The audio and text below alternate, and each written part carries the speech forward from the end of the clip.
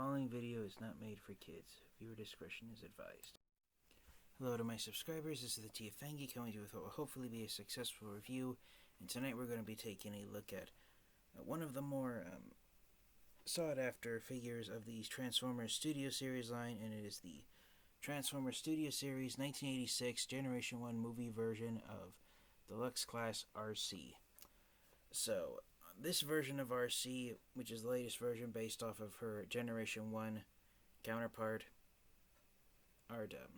this figure of Arcee, unlike most of the Studio Series 86 figures that we've gotten, which have been brand new molds, Studio Series Arcee is, in fact, a retool of a previously released Arcee figure. More specifically, she is a retool of the 2014, as I try to bring it on camera to show off. She's a retool of this figure right here. This is the Transformers Thrilling 30 IDW Deluxe Class Arcee figure that was released back in 2014. And apparently the designers at Takara Tomy, one of them, he looked around, and rather than having to waste the extra budget on Arcee, he in designing an entirely brand new figure, the designer looked at all of the previous Deluxe Class G1 inspired Arcee figures that had been released, and the one that apparently had remained popular with Transformers fans and collectors, and most had said that it was fun to transform, was the Thrilling 30 Arcee figure back from 2014. So what they did is they took the Thrilling 30 Arcee figure, gave her a paint job and new sculpted parts that make her look even more like her Generation 1 counterpart from the Transformers G1 movie that she first appeared in. So I personally enjoy the fact that they retooled the Generations Arcee figure, because that has remained one of my all-time favorite Arcee figures ever. So hopefully in a moment when we get Studio Series Arcee out of her box, we'll take a close look at her and see if she now holds the title of being best Arcee figure ever made. So here's a close-up of Arcee's artwork. Her helmet is based off of Princess Leia from the Star Wars franchise. So that's pretty interesting there. And Arcee holds the title of being the first ever female Transformers character to be created. There is some truth to that statement. When writing the script for the Generation 1 movie, and one of the producers had a kid who said, "Why isn't there a female Transformers character?" So they decided to create Arcee for the G1 movie, and to give a preview to what it would be like to have before Arcee was released. Some of the episodes that were being worked on for the second season of the Transformers G1 cartoon, other female Autobot Transformers characters were created for those episodes, and that's why Alita 1 and a lot of the other female Autobots appeared during the shows, during the G1 cartoon second season, is because of Arcee being created for the Transformers Generation 1 movie. That said, infamously, Arcee never actually got an action figure in the Transformers Generation 1 line.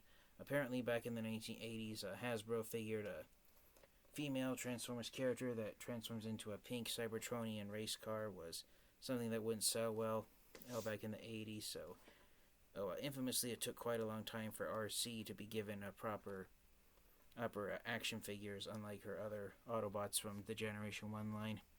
So here on this side of the box, you've got a close-up image of Arcee's face. She is the 16th figure to be released in the Studio Series 86 line, based off of the Transformers Generation 1, or the Transformers the movie as it's officially named. Arcee is the 16th figure to be released in the Generation 1 Studio Series line. And you got that image again on this side of the box. Here on this side of the box, you've got the image of her in her robot mode, and I just love that smile that Arcee has on her artwork, because she's basically saying none of the Decepticons that stand against her have a chance of emerging victorious. So here on the back of the box, we've got Arcee in her robot mode and her vehicle mode, and she transforms back and forth between both modes in 18 steps, and All of the Studio Series 86 figures come with dioramas with scenes from the G1 film. Arcee comes with a scene in the of Autobot City, since that's where she first appeared in. It actually says that she's based off of her appearance in the Battle of Autobot City, and Arcee's one-sentence bio reads, "When the Decepticons launch their attack, Arcee helps converts Autobot City." So, pretty basic information there. Unfortunately, all of the Studio Series 86 figures now have these open windows here, so there is unfortunately a risk that someone could, worst case scenario, pop off Arcee's head and steal that. But other than having an open window, I really enjoy having Arcee in my collection. And just for a quick comparison with another Studio Series figure one that I'm hoping to review in the coming days if I can. But just for a package comparison side by side, here is Arcee next to Studio Series Perceptor, who is the most hard to find of the Studio Series 86 figures. So there's a side by side comparison of the closed window packaging that has the plastic cover on it versus the open window packaging. And just to give you guys an idea, pretty much everything else about the boxes is identical. One difference is that the number 86 has been swapped out with an Autobot faction logo, and then of course the open window. But that's pretty much it there, so I wanted to show that off really quickly. So now that we've looked at Arcee inside of her packaging, let's get her opened up and take a close look at her in robot mode. Alright, and here is Arcee out of her package and in her robot mode. And like most action figures of Arcee that have been released in the years that Hasbro and Takara Tomy have focused on releasing figures of Arcee, much of her vehicle mode ends up on her back in robot mode, forming a backpack. So Arcee is a bit of a shell armor. Most action figures of her are they transform that way. Part of it has to do with Arcee's animation model from the Transformers Generation 1 movie. As you can see here on her artwork, pretty much almost all of Arcee's vehicle mode disappears when she transforms into her robot mode, and to try and replicate her animation model from the G1 film and her subsequent appearance in the 3rd and 4th seasons of the Transformers G1 cartoon, Hasbro and Takara Tomy, the designers, have compromised by releasing Arcee figures that are shell formers, where most of the vehicle mode ends up on her back. And unfortunately, in most Arcee figures, you can transform Arcee. You can have her robot mode without the vehicle mode parts, and likewise you can form her vehicle without her robot mode parts attached. So it is a example of a shell armor, but I personally think that it works. Arcee does have a gimmick where you can remove the bottom half of her backpack from her if you want to make her look more like her animation model. Right out of the box, it's the joints are actually a little stiff, and I just made Arcee come apart in robot mode there for a second.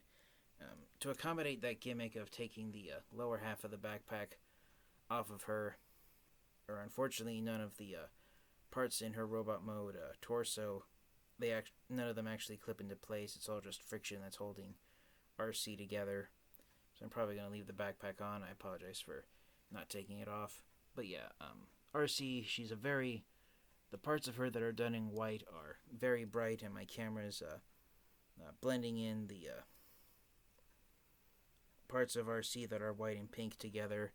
The pink and white are very distinctive. If I bring her here in close up, there you can see the differences between the pink and white bits on her. One thing that's irked that a few collectors have found not quite pleasant to look at is the very prominent shade of red that's used on Arcee's mouth. So yeah, she does have very prominent lipstick on her face. Her eyes are painted blue, which is a nice touch. One gripe that some collectors have is that Arcee's head sculpt, I believe it is the exact same head that was used on... no, it's not. It's a new head sculpt, but it's almost the exact same type of head sculpt that was used on the Thrilling 30 2014 Arcee figure that she's retooled from. And the back of her helmet on the Thrilling 30 Arcee figure, the back of Arcee's head was done in clear plastic to incorporate the gimmick of light piping, and on the Studio Series Arcee figure, the light piping gimmick has been removed, but unfortunately, in a bittersweet irony, if I can get the camera to focus on it, the back of Arcee's head, the Studio Series figure, the helmet sculpted so that light piping could be put in there if Hasbro and Takara had wanted to reuse that gimmick if they had. So that is a tad disappointing that Arcee has the sculpted detailing to allow the light piping gimmick to be used here, but Hasbro and Takara decided to omit it. So for a size comparison with another Arcee figure, here is Studio Series Arcee next to the figure she's retooled from, which is the Thrilling 30 Arcee figure.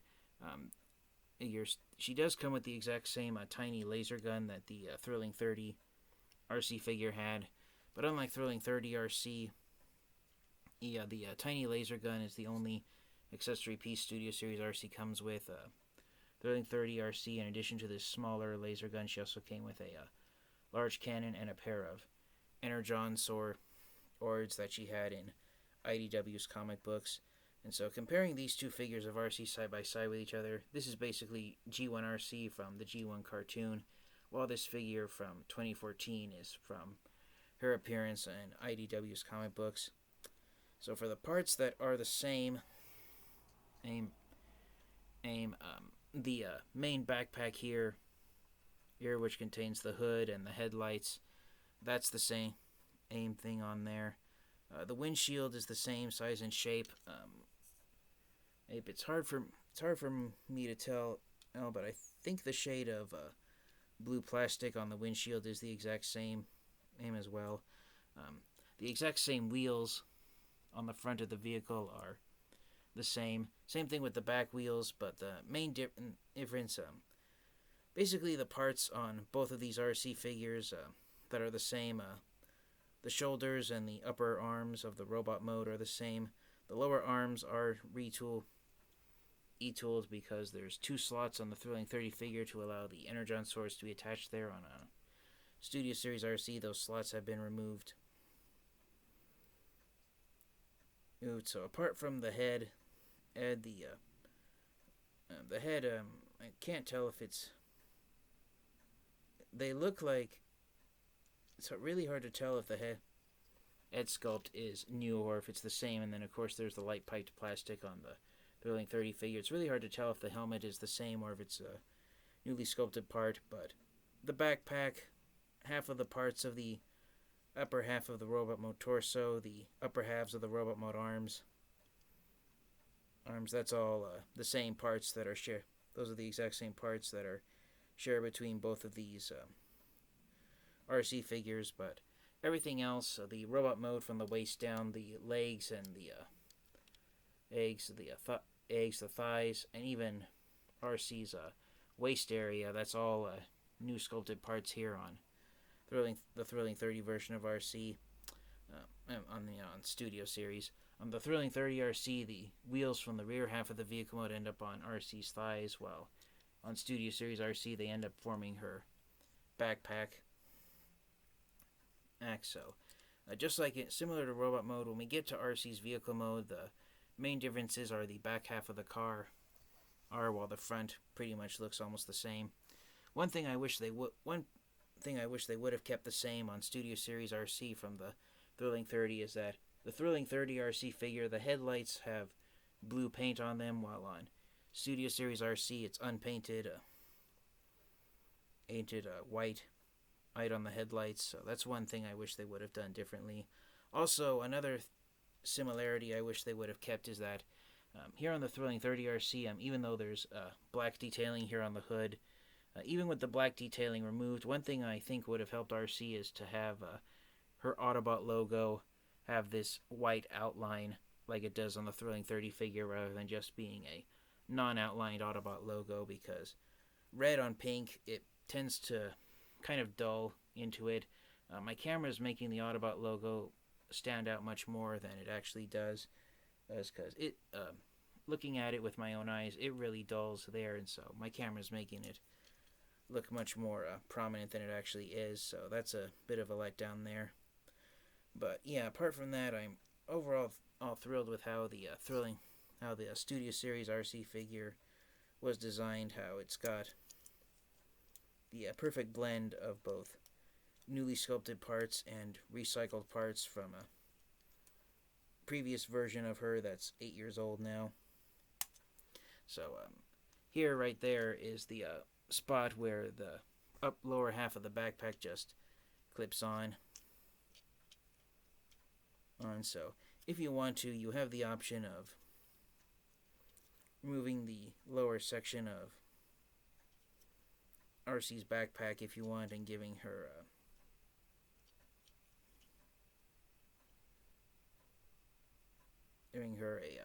with the lower backpack removed, you have an option of giving Arcee a backpack that makes her look even more G1 accurate to her G1 cartoon animation model, and then of course the rear half of the backpack will get started on transforming it into Arcee's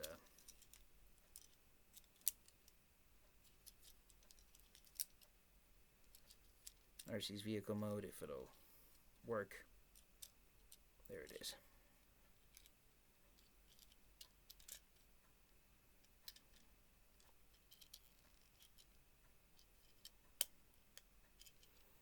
Yes, so there's the lower half of Arcee's backpack transformed into the back half of her vehicle mode, which is the part of her that's new sculpted detailing.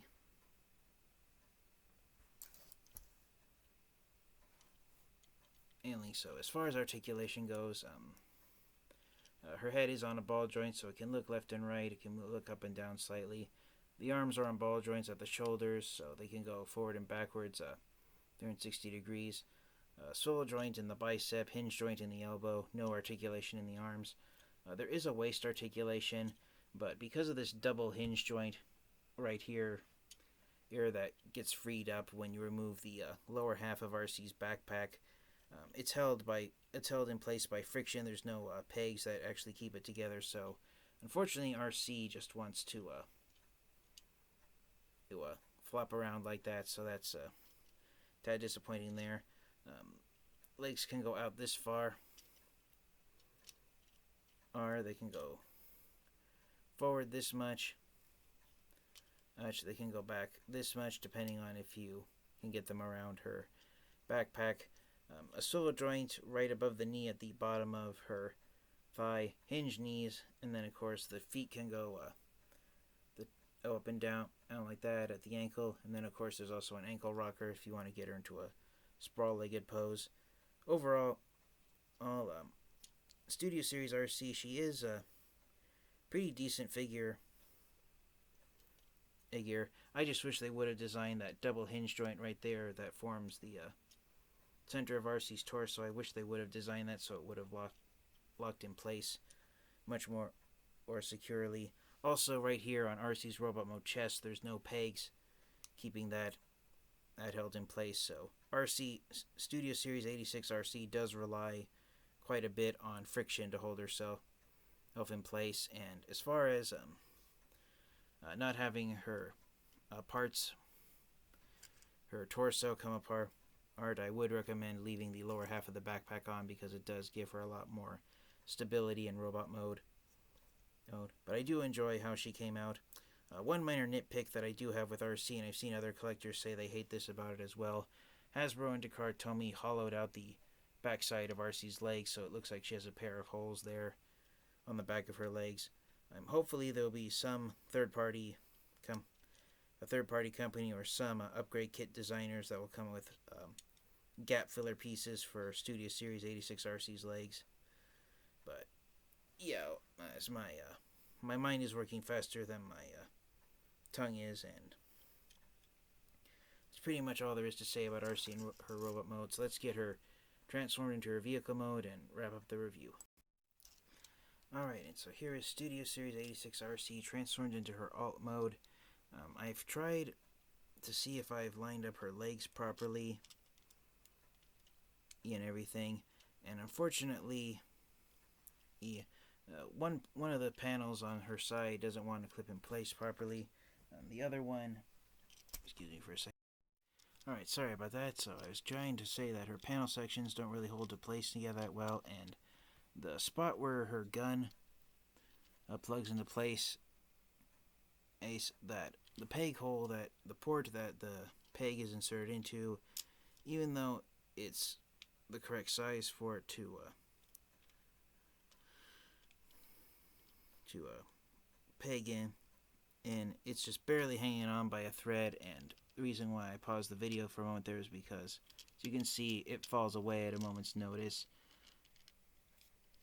So it is a bit of a pain to get it kept in there. So unfortunately, Arcee doesn't quite, even though she does have proper weapon storage, it's a case where the spot you put the weapon on is not the most reliable.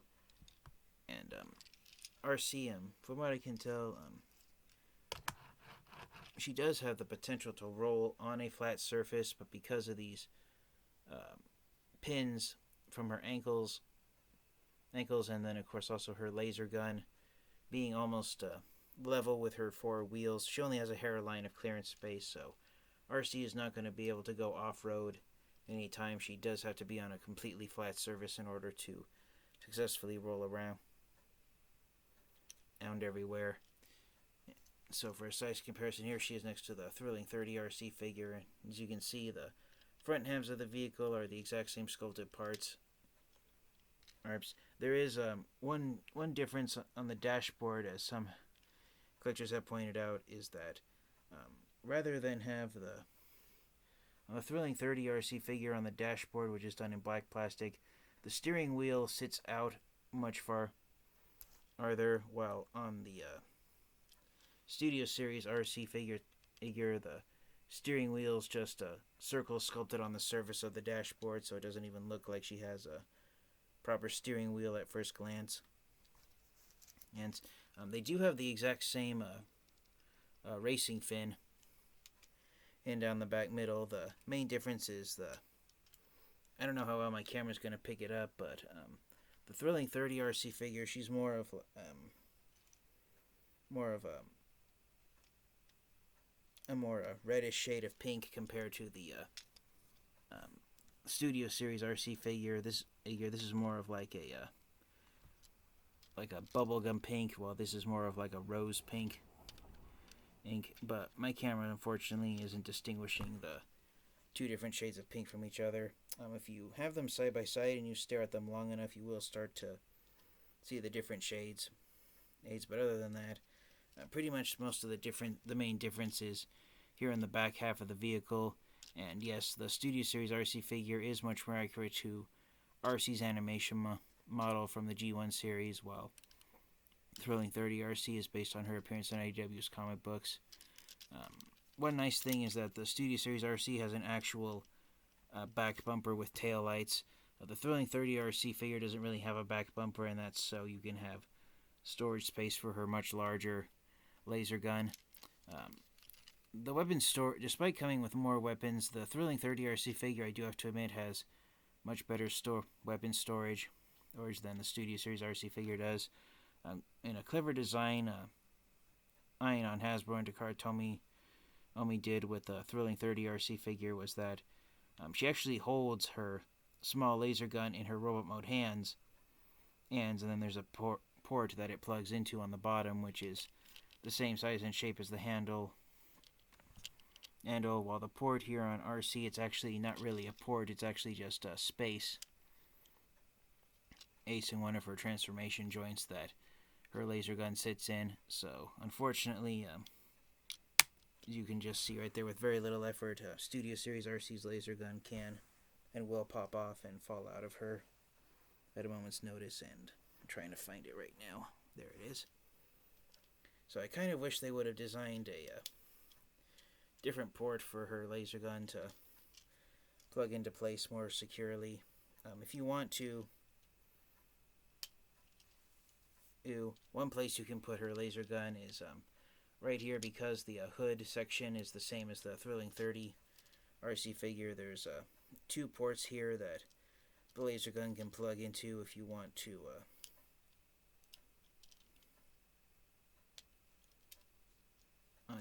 give her a weapon a spot to be in place more securely. Unfortunately, it does end up being a case where the laser gun is just sitting here on her front bumper section. So if you wanted to give her a more symmetrical appearance, then you do have to go out and get a second laser gun. But that's pretty much the only gripe I have with Arcee and her vehicle mode, is that there's no proper weapon storage for her laser gun while in vehicle mode.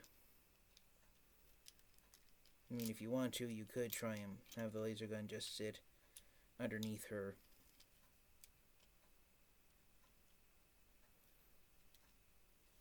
legs like that, and just have it sit there. So that's a better weapon storage than the official configuration is there.